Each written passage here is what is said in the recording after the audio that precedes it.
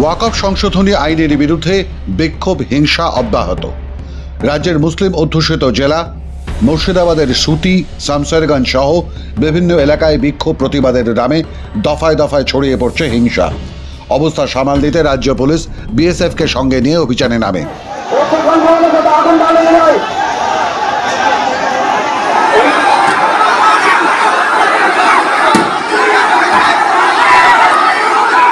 শুক্রবারের ঘটনা ছড়িয়ে পড়ে মুর্শিদাবাদের সুতি এলাকায়, শামসেরগঞ্জ এলাকায়। রাজ্যে সংখ্যালঘু হলেও 2011 সালের জনগণনা অনুযায়ী শামসেরগঞ্জ ব্লকে মুসলিম জনসংখ্যা প্রায় 84%।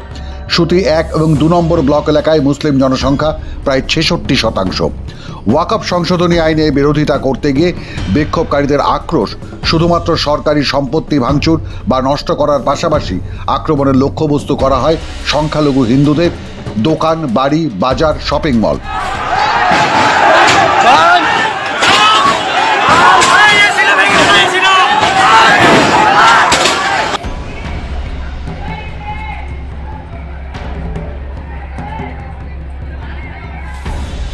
সরকারি নিষেধাজ্ঞা অমান্য করে রাস্তা অবরোধ, পুলিশ কর্মীদের ওপর পাথর ছোড়া হয়। মিছিল চলাকালীন পুলিশের ভ্যান ও সরকারি বাসে আগুন ধরিয়ে দেয়।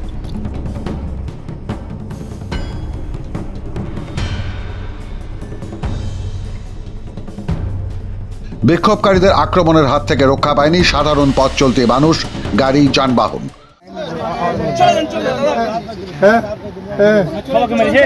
হিট মারছে তো, গাড়িতে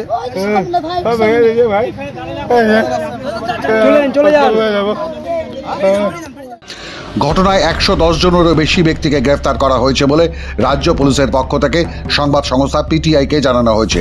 হিংসায় জড়িত থাকার অভিযোগে সুতি থেকে প্রায় 70 জন এবং শামসেরগঞ্জ থেকে 41 জনকে গ্রেফতার করা হয়েছে বলে জানানো হয়েছে।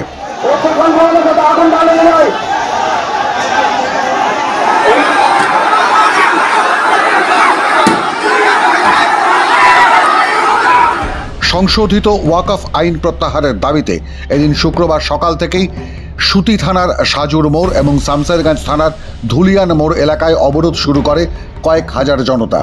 সাজুর মোড় এলাকা লাগোয়া 12 নম্বর জাতীয় সড়কে অবরোধ তুলতে গেলে বিকেলের দিকে বিক্ষোভকারীরা পুলিশকে লক্ষ্য করে প্রথমে পাথর, ইট, পরে বোমা ছুটতে শুরু করে।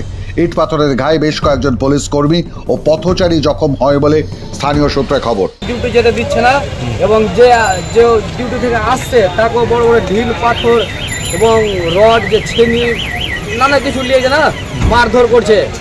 এখানেই পুলিশ পাল্টা গুলি চালায় বলে অভিযোগ। আন্দোলনকারীদের তরফ থেকেও গুলি চালানো হয়েছে বলে অভিযোগ।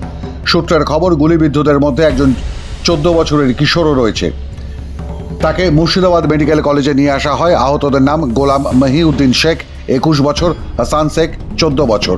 এক পুলিশ কর্মীও গুলিতে জখম বলে খবর। তিনি একটি বেসরকারি হাসপাতালে চিকিৎসাধীন।